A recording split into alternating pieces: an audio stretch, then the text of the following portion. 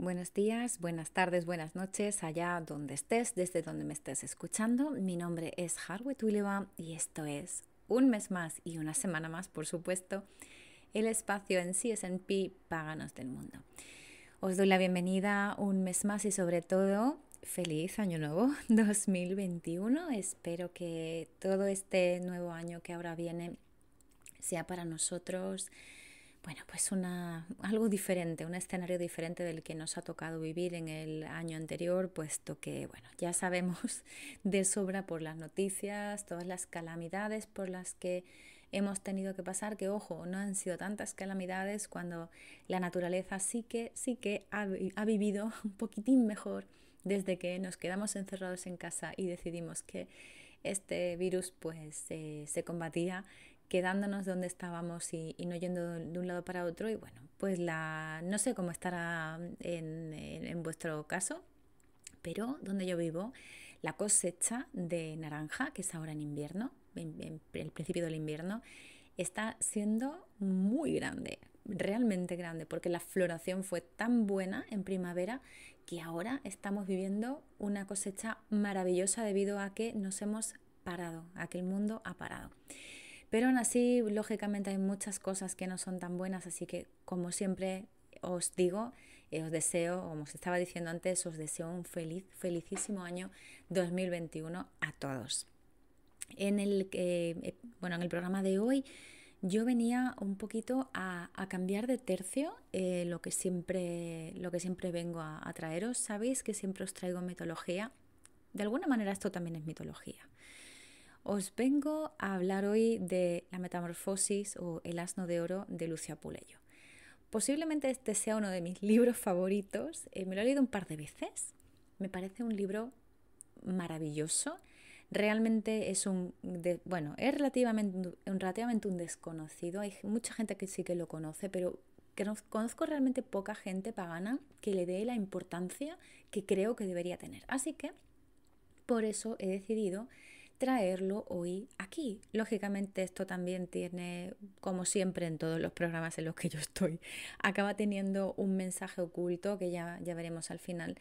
Pero bueno, hoy quería traeroslo sobre todo porque no solamente quería haceros esta pequeña reseña literaria y deciros pues de qué trata y hablar un pelín del tema y lógico pues de la mitología que encierra, sino que me parece que el rollo metamorfosis, después de por lo que hemos pasado, me parece especialmente importante. Y bueno, ¿de qué estoy hablando exactamente? Diréis algunos, porque bueno, lógicamente pues, habrá gente que no se haya leído la novela. De hecho, me consta que hay mucha gente que no se ha leído esta novela. Efectivamente es una novela, es ficción.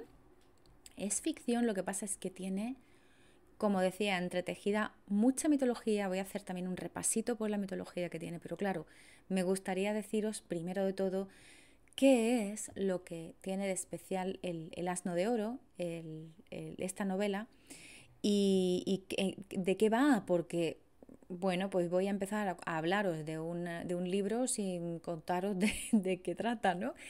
Y bueno, para poneros un pelín en contexto, voy a comentar lo que a mí más me llamó la atención, yo creo que del Asno de Oro, que puede ser lo que le llame más la atención a cualquier lector de hoy en día. Resulta que es un libro tremendamente actual. Esto es algo que a mí me llamó mucho la atención cuando vi de cuando era el Asno de Oro, que es del siglo II después de Cristo, es decir, teniendo en cuenta que estamos en el siglo XXI, tenemos 1900 años de diferencia aproximadamente con esta obra. Me pareció una obra tremendamente actual y eso sí que me pareció muy sorprendente, porque estamos acostumbrados a leer, por ejemplo, obras del siglo XV, del siglo XVI, que tienen un lenguaje, bueno, pues muy característico, una forma de dirigirse a los demás muy característica, ¿no?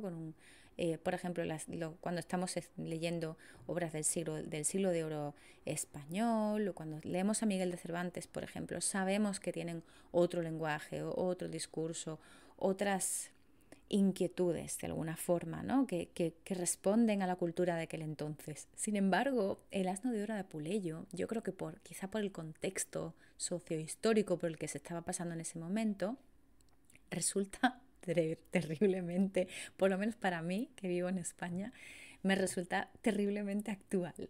En el siglo II después de Cristo tenemos que entender, primero de todo, que estamos bajo el Imperio Romano. Este libro se supone que se escribió en ese Imperio Romano, en Grecia, concretamente en Grecia, y es muy parecido a lo que hoy en día sería, pues, por ejemplo, vivir en los Estados Unidos de América, obviamente salvando las distancias, o la Unión Europea, o sea, un sistema que ya llevaba mucho tiempo funcionando, muchos años. De hecho, faltaba poquito para el colapso, más o menos el Imperio Romano de Occidente, pues caería un par de siglos más adelante. Al Imperio Romano de Oriente le faltaría un pelín más, pero vamos, tampoco mucho más, bueno, un pelín más, unos 8 o 10 siglos más, pero bueno. El Imperio Romano de Occidente, como decía, estaba a punto de colapsar, pero realmente era un sistema que ya llevaba mucho tiempo, ya se sabía que funcionaba, era un tipo de sociedad que funcionaba. Y mucho de lo que veo en esa novela son preocupaciones, muchas veces, que perfectamente puedo ver en Instagram. Y os lo digo así. El protagonista, ¿de qué va la novela? El protagonista es un chico, un señor que se llama Lucio, y resulta que Lucio está en Tesalia, está de viaje, él no es de allí. Quiero recordar que era del norte de África, pero bueno, no recuerdo ahora mismo muy bien. Pero resulta que Lucio estaba de vacaciones, entre muchas comillas, en Tesalia. Y esto me recuerda mucho, decía antes, justo hace un momentillo, que me recordaba mucho a cosas que pasan por Instagram. Es que hay gente que se hace este tipo de viajes y luego porque quiere encontrarse a sí mismo y tal, ¿no? Bueno, pues Lucio va como, más bien ligando con unas y otras. Yo reconozco que es así un poco ligón, ¿no? Una persona que le gusta flirtear con chicas. Conoce a una muchacha y esa muchacha pues resulta que sirve a una bruja, ¿no?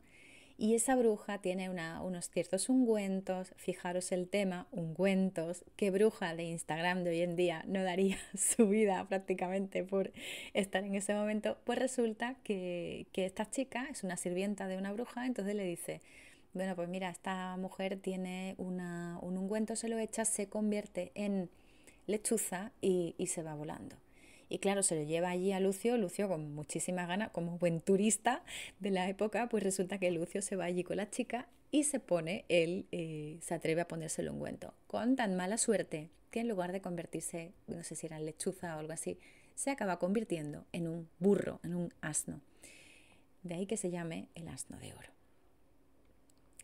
Y bien, esto da lugar a un montón de anécdotas. Todo el libro son anécdotas de lo que le pasa al pobre Lucio, que lo pasa fatal.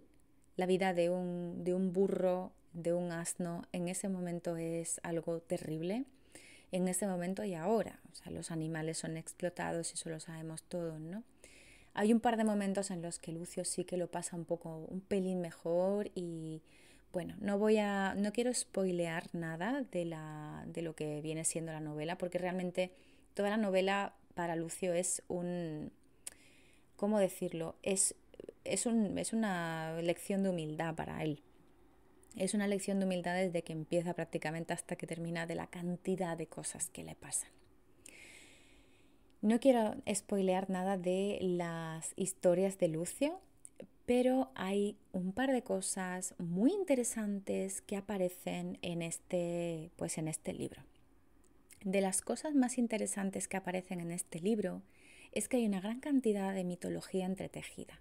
Y ya no solamente de mitología, sino también de ritos que se daban en ese momento, de los cuales el autor, bueno, no se sabía muy bien, se cree que es de un autor desconocido, se cree que era Lucio de Patras, también se había atribuido a Luciano de Samosata, que es un contemporáneo de Apuleyo, pero resulta que bueno, parece ser, bueno, ese es el original, ¿vale? Fue Apuleyo luego el que escribió la novela que conocemos ahora. El original se supone eso que fue de Lucio de Patras, pero bueno, que hoy en día no lo conocemos, nos viene a través de Apuleyo. Pero lo interesante y lo importante de esta historia es eso, ¿no? Que vienen determinadas cosas que o bien Lucio de Patras o bien Apuleyo habían vivido en ese imperio romano del siglo II después de Cristo, y que para nosotros, como paganos, tienen mucho interés porque es el ver determinados mitos y determinado que ya se habla, de los cuales ya se hablaban y que permeabilizan todo lo que es la... Bueno, luego van a tener mucha influencia también en nuestro pensamiento, pero que permeabilizan el pensamiento, la cultura que hay entonces en la Grecia de esa época, y que también están muy relacionados con determinados ritos religiosos que se llevaban a cabo en el Imperio Romano de aquel momento. Así que esto es una obra ya no solamente una novela picaresca muy divertida con la que te puedes reír un montón. Yo me reí muchísimo, recuerdo reírme a carcajadas con esta novela. Ya no es solamente la sensación de estar leyéndome El Lazarillo de Tormes o cualquier tipo de novela picaresca, pero en el Imperio Romano de aquel entonces, sino que además para nosotros los paganos tiene un valor histórico y a nivel de mitos muy importante. Así que quédate conmigo porque vamos a hablar de algunos de ellos. Ya os digo, voy a intentar que sea completamente spoiler free. Y al final, como siempre, pues vamos a dar una pequeña pincelada y traernos el mito a el día de hoy. Así que, por favor, vamos a irnos a una pausita, pero no te despistes. Estamos ya de vuelta en este programa dedicado hoy a la metamorfosis de Apuleyo, o más bien el asno de oro, también conocido como el asno de oro. Y estaba diciendo en el fragmento anterior, el ratito anterior de irnos a descansar, que esta es una obra que encierra muchos mitos de los cuales nos podemos enriquecer mucho y además podemos ver en acción junto con otros mitos de otras mitologías. En las Metamorfosis de Apuleyo hay uno de esos mitos interesantísimos y bastante recurrentes, tanto en la mitología griega como en otras mitologías que ya he explorado en estas ondas. Creo recordar que he hablado varias veces del mito del descenso de Inanna. La verdad es que me gustaría volver a retomar este tema porque es uno de mis mitos favoritos y lo conozco bien. Pero prácticamente desde el descenso de Inanna, después el descenso de Ishtar, después el descenso de Astarte a los infiernos, hay muchas mitologías que luego ofrecen de esa manera recurrente el descenso a los infiernos de alguna figura mitológica en busca de algo. Puede ser en busca de sabiduría, puede ser en busca de su amado, puede ser en busca de la liberación, en busca de un montón de cosas, ¿no? Aquí podemos hablar de un montón de capas que pueda haber.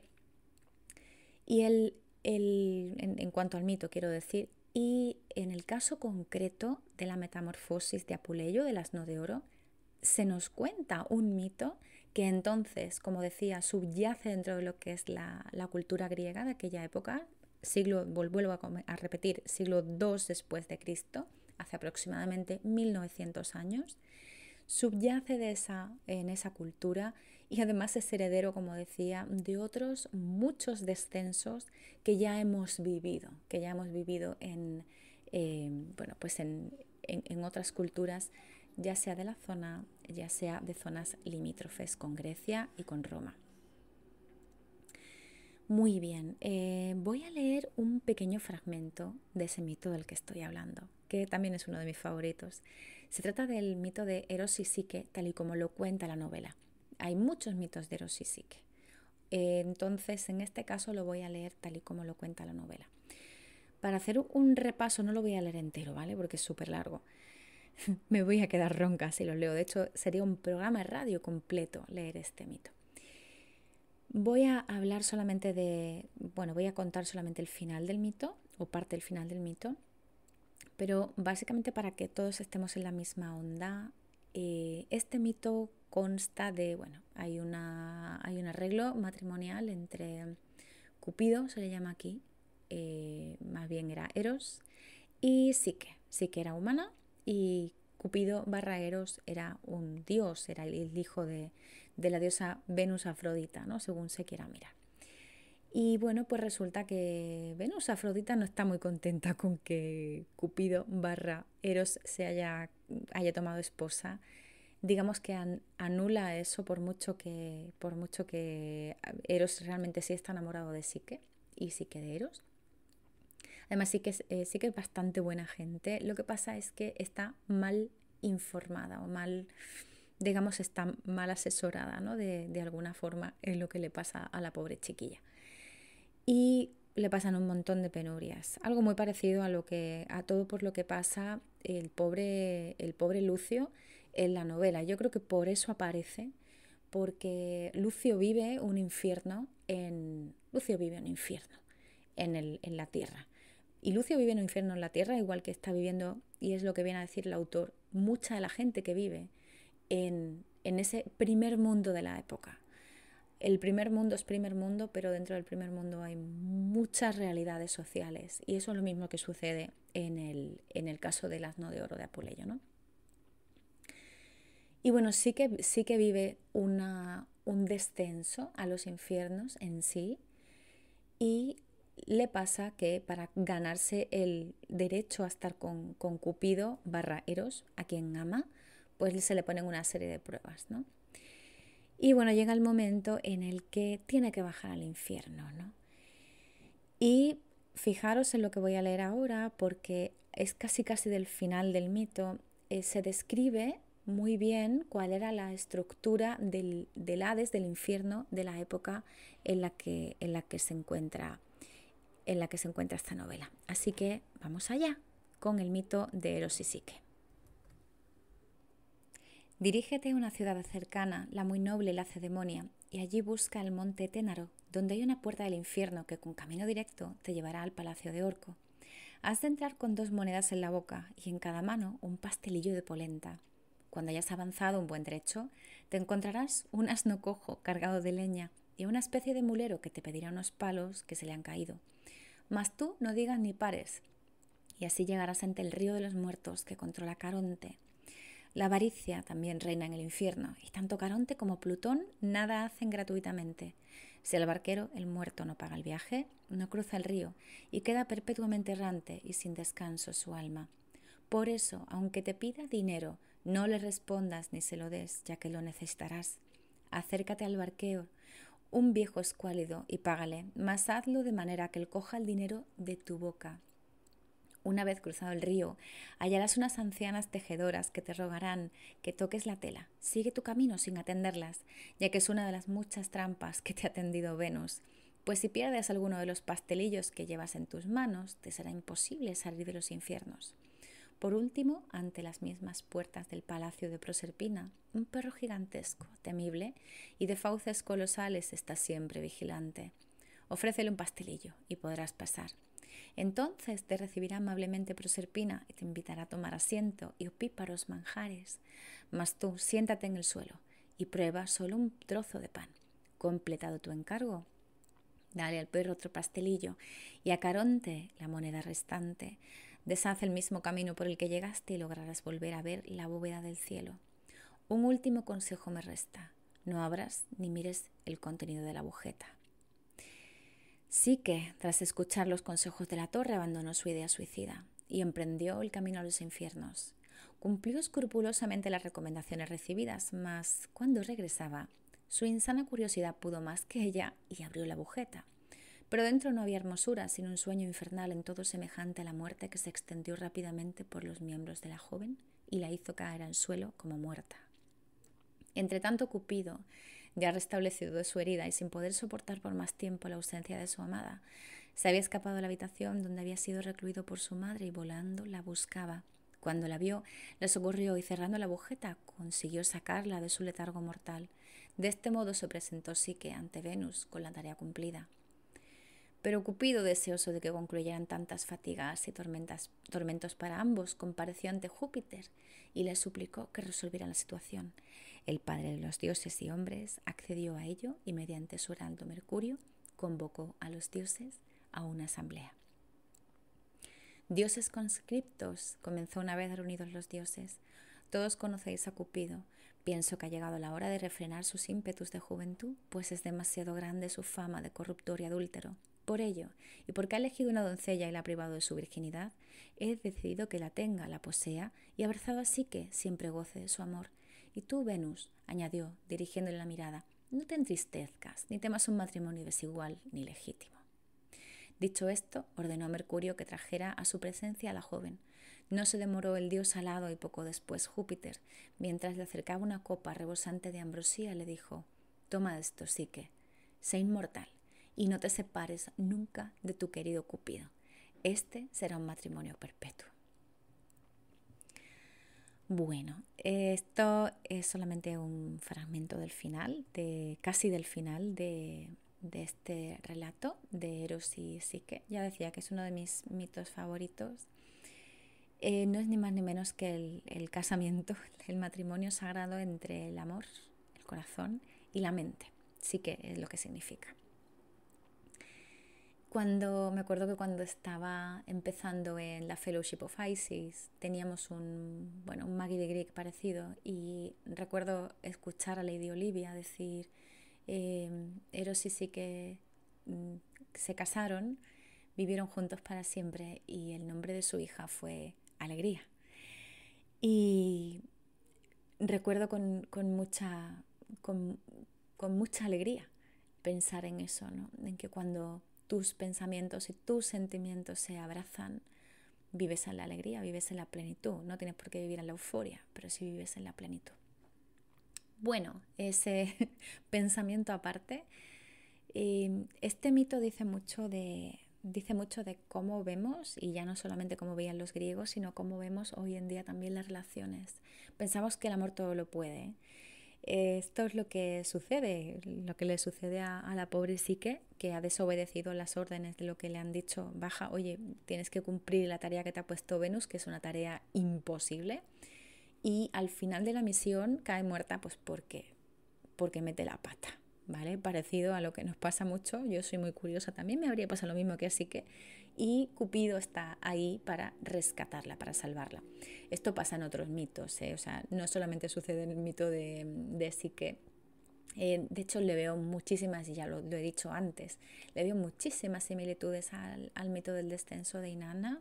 Vamos, y es que además a Inanna también la rescatan al final, con lo cual la rescata Susukal, pero bueno, como su visira, no sé si existe esa palabra en español, pero bueno, es una visir mujer, su mano derecha, básicamente. La rescata Susukal y a esta chica, así que la rescata su marido, su esposo, su amado, ¿no? Que realmente la amaba. O sea,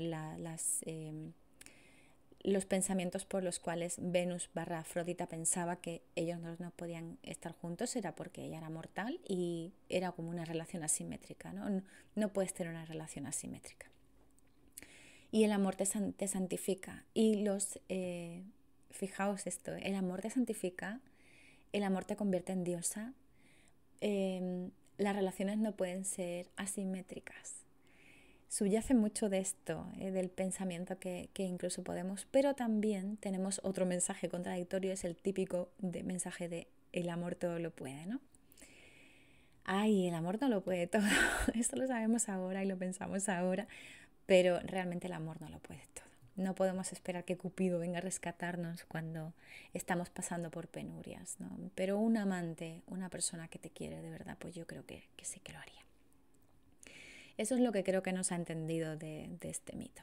Y pues en contraposición con la novela, que este mito ya os digo, está dentro de la novela, yo creo que un poquito lo que viene a contar es que todas las penurias por las que está pasando Lucio, que es el protagonista, luego van a tener una recompensa. Luego van a tener ese Cupido salvador cuando él lo necesite, cuando caiga muerto. En realidad es como, recuerdo que esto se daba Se ha dado muchos libros en la literatura, pero especialmente me acuerdo de un libro que leí cuando estaba en el instituto, que era el Árbol de la Ciencia.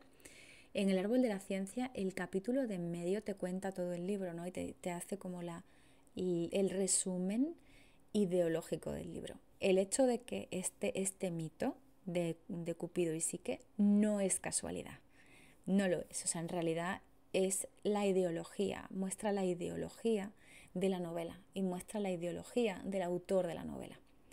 A nosotros como paganos nos sirve mucho porque nos dice exactamente cómo veían tanto griegos como romanos en aquel momento el funcionamiento de lo que era el inframundo, lo que se conocería como Hades en el mundo griego y lo que luego pues sería el reino de Plutón, ¿no? el inframundo de Plutón en el mundo latino. Y claro, como muchas de las figuras que había en Grecia luego pasaron al panteón latino, al panteón romano, pues claro, lógicamente vamos a encontrar muchas similitudes entre una y otra. Voy a enlazar ya con la siguiente parte del programa. Voy a hacer primero una pausita vamos a beber un poco de agua y escuchar música. Pero voy a ir enlazando ya con la siguiente parte del programa y es porque luego de este mito vamos a entroncar con un rito que se ve dentro del libro, que es muy interesante y que responde a ese rescate cupidiano, casi cupidiano, del protagonista de la historia, que es Lucio. Y cómo la historia de Lucio, y no voy a spoilear todo por lo que pasa, pero realmente el final no es tan importante en la novela, sino por lo que pasa Lucio, las aventuras que tiene en medio, realmente eso es lo importante del libro, así que no spoiler, pero bueno, pues sí que entronco un poco con eso a lo que quiero llegar al final, ¿no? Que es la aparición de la diosa Isis. He estado hablando hace un segundillo de que, bueno, pues de que había que si las mitologías griegas, que se influencian a las mitologías latinas. Estamos en pleno Imperio Romano. Y en pleno Imperio Romano no solamente, se suele decir siempre, no, es que los romanos cogieron la mitología griega y la adaptaron y no sé qué y no sé cuánto. Ojo, los romanos también tenían su propia mitología. Es cierto que tomaron muchas cosas de la mitología griega, pero también tomaron cosas de la mitología egipcia, de la mitología semita y de otras muchas mitologías que en ese momento están dando vueltas por el Mediterráneo. Lo que pasa es que las unifican desde un solo punto de vista o desde un punto de vista, digamos, de unión, ¿no? Pero pues los mitos los aunan en uno, pero bueno, lo que hacen es pasar a través de esos mitos la ideología, ¿vale? ¿Y en qué entronca con lo que viene ahora? Pues entronca con lo que viene ahora en tanto que el rito que vamos a ver es, como decía, el rescate cupidiano del pobre Lucio al que le ha pasado de todo. Y está prácticamente, pues eso, al final del libro. Así que voy a tomarme una pequeñísima pausa, tomamos un poco de aire y seguimos aquí en Paganos del Mundo. No te vayas. Nos acercamos al momento cumbre de este programa de hoy de Paganos del Mundo, hablando sobre la metamorfosis de Apuleyo. Estaba ya diciendo y barruntando el hecho de que estamos en mitad del Imperio Romano, como os decía, y ellos no solamente tienen mitología griega, mitología romana y mitología de aquí, mitología de allá, sino que también se adueñan, entre muchas comillas, de aspectos más populares de otras mitologías, como por ejemplo podía ser la mitología egipcia. Y este es el momento cumbre también de la novela, que es el final de la novela. Como decía antes, no voy a spoilear lo que pasa a la mitad, porque lo que pasa en medio es lo importante. Pero sí me llamó la atención cuando estaba yo leyendo este libro, esta novela, el final de la misma. Y es que en el final de la misma aparece la diosa Isis. Muy interesante esto. Como decía, claro, estamos aquí con una diosa, con otra, el mito de Cupido, con Psique, tal, no sé qué. ¿Qué pinta Isis? Pues pinta todo. Pinta en tanto que, como dije una vez en mi canal de YouTube, los romanos muchas veces pensaban que casi que cualquier diosa extranjera era Isis, ¿no? Y llegué incluso a hacer el chiste de que si te dicen, si vive en una piña debajo del mar, tú estás esperando que digan Bob Esponja y no es Isis, ¿eh? Un romano le llamaría Isis. Así que en este caso está hablando de el encuentro final, de después de todas las penurias por las que ha pasado Apuleyo, de toda la, bueno, no voy a decir la palabra porque estamos en la radio, pero que ha visto mucha decadencia de ese imperio romano, ¿vale? Ha visto mucha decadencia, ha visto mucha pobreza, ha visto muchas escenas violentas, ha visto lo peor del ser humano realmente en ese imperio romano del siglo II después de Cristo. O sea, es para enfadarse realmente todo lo que ha vivido el pobre. Y finalmente en ese infierno en la tierra, ese infierno como por el que finalmente pasa Psique, se le aparece la diosa Isis, que es su cupido, lo salva, ¿no? Y lo salva porque realmente Lucio es una buena persona. Su único pecado, entre muchas comillas, porque esto es un concepto cristiano, es ser curioso, que es lo mismo que le sucede a Psique. Aquí entenderéis un poco mejor por qué estaba hablando del mito de Eros y Psique que aparecía en la novela, ¿no? Porque realmente el mito de Eros y Psique es el fundamento ideológico de toda la novela. Y bien, al final, como decía, aparece una invocación a la diosa Isis, muy interesante, y se describe una procesión a Isis. Bueno, él acaba muy ligado, no voy a decir cómo, acaba muy ligado a Isis.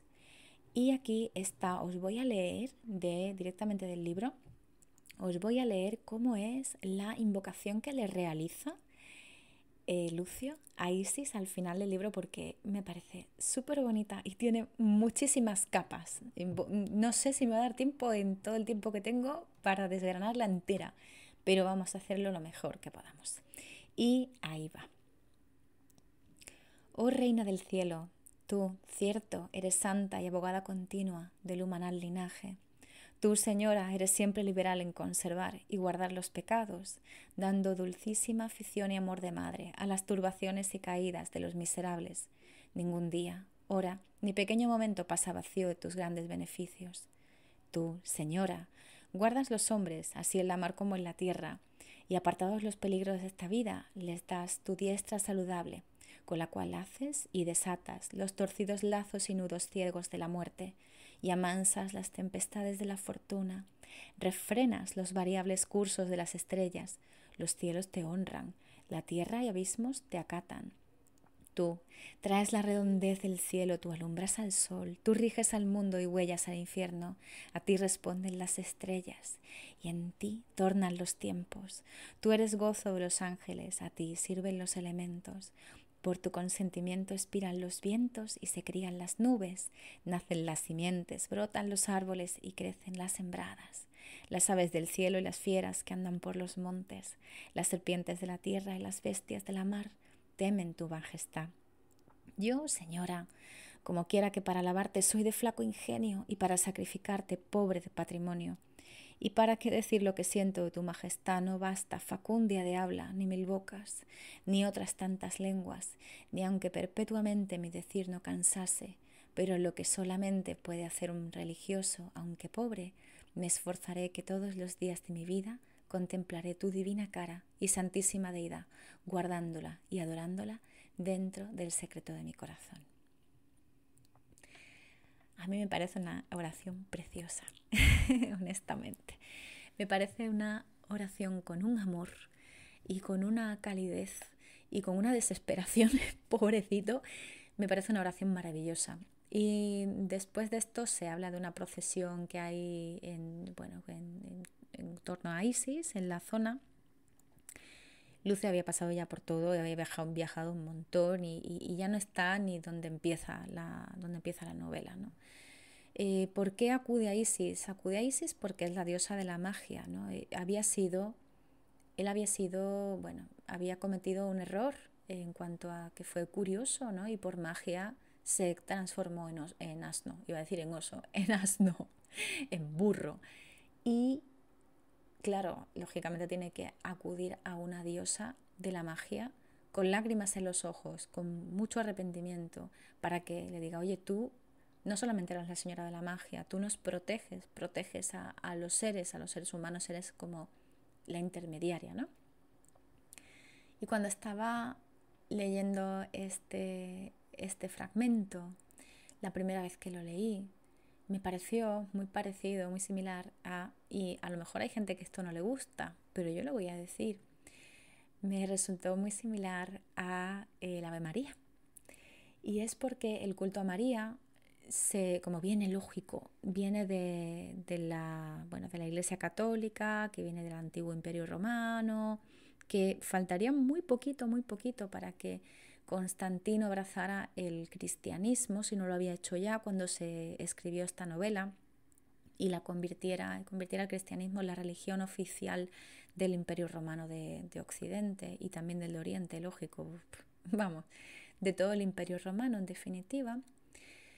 Pues fijaros cómo existe un sincretismo tan grande entre la Virgen María y esta Isis, que no es Isis tal y como se entendía, como decía antes, no es la Isis que entendemos en Egipto, sino que los romanos, casi a cualquier diosa extranjera, la llaman Isis, ¿vale? Ellos adoptan el nombre de Isis para todo. De hecho, muchísimos de los epítetos por los que está llamando a Isis aquí son epítetos que perfectamente son aplicables a Astarte. Yo tengo una relación muy buena con Astarte, es una de mis diosas de cabecera. Está en la zona, de hecho, cuando está el Imperio Romano. Y bueno, y también llega al panteón, llega también al panteón egipcio. Pues anteriormente había llegado al panteón egipcio. Pero sí que está en la misma zona de influencia del Imperio Romano, llega hasta donde yo vivo, de hecho es la diosa patrona de donde yo vivo y de Fenicia y de todo esto. Entonces, tiene mucho sentido que esta Isis ya es una Isis de los pueblos del Mediterráneo. Y luego cuando se abraza el cristianismo, la figura femenina central la deidad central es tan fuerte que lo que hacen es simplemente crear un sincretismo y cambiarla por la Virgen María. Y de ahí toda la cantidad de vírgenes y de advocaciones de la Virgen María que tenemos hoy en día. Jesucristo tiene pocas, ninguna. Jesucristo es Jesucristo, pero en la Virgen María hay Virgen María hasta del escalón. Y es una exageración, pero hay vírgenes de todo, patronas de todo. Y lo que quería entroncar con el día de hoy, con el momento presente. Esto es una cosa que yo siempre acabo hablando con mi querida productora, creadora de este show, Laurita González, a quien adoro y que seguramente esté escuchando en este momento esto mientras lo estoy diciendo, y ella ya creo yo que sabrá lo que voy a decir. Mirad, creo que muchas veces los paganos nos llevamos las manos a la cabeza pensando en la Virgen María, en el culto a la Virgen y en tal. Pero es que muchas veces lo único que tenemos que hacer con el culto a las vírgenes es rascar un poquito. En cuanto rascamos, vemos que hay un sustrato de otras creencias que había antes que se han preservado gracias a que se les ha aplicado una pátina de cristianismo. No digo que tengamos que abrazar el cristianismo, ni mucho menos, para mí que nada más lejos de mi intención, pero sí que cuando tengamos que quizá ahondar un poquito en el culto a una diosa, nos fijemos muy bien en cómo se la lleva adorando pues también durante el cristianismo. Y esto es casi aplicable a todo. Ya no solamente estoy hablando de las culturas que había en América antes de que, pues tristemente se colonizara, sino que también en Europa, que hemos vivido colonizaciones, muchas, quizás si rascamos un poquito esa pátina de cristianismo romano, podemos encontrar qué era lo que había antes de la romanización. Y este es un ejercicio que yo encuentro muy interesante y muy importante para todos aquellos que estamos ahondando en la divinidad femenina y en la cara femenina de lo sagrado y de lo divino. Así que os animo a ello porque creo que hay muchos de estos ritos. Fijaros que es que estoy leyendo una novela del siglo II después de Cristo. He estado leyendo eso y hay muchos de esos epítetos que se siguen utilizando 1900 años más tarde en vírgenes que están aquí y que están incluso en el Ave María, lo de intercesora, tal, tal, de la muerte, tú que vives en el infierno, intermediaria, tal, tal, tal, tal. Si empezamos a rascar un poquito la superficie, muy posiblemente lleguemos a ese, bueno, pues a ese credo precristiano de la, bueno, que encerraba una divinidad femenina y que tan importante es todavía para muchos de los pueblos que hoy en día hablamos el español. Y nada más por hoy, espero que os haya gustado el programa. Para mí ha sido un placer porque me encanta esta novela, muy recomendada, está disponible en todas partes, es muy fácil de encontrar. Como decía, es El asno de oro o Las metamorfosis de Lucia Puleyo. Y nada más, se despide de vosotros Harwe Tuileva. Recordaros que estoy en redes sociales como Harwe Tuileva todo junto y la primera con H, que la pronuncio como una J, pero es una H, y también en mi canal de YouTube. Y mi blog es 13 con número lunas.com. Esto ha sido Paganos del Mundo. Un saludo, un besito y hasta luego. Chao.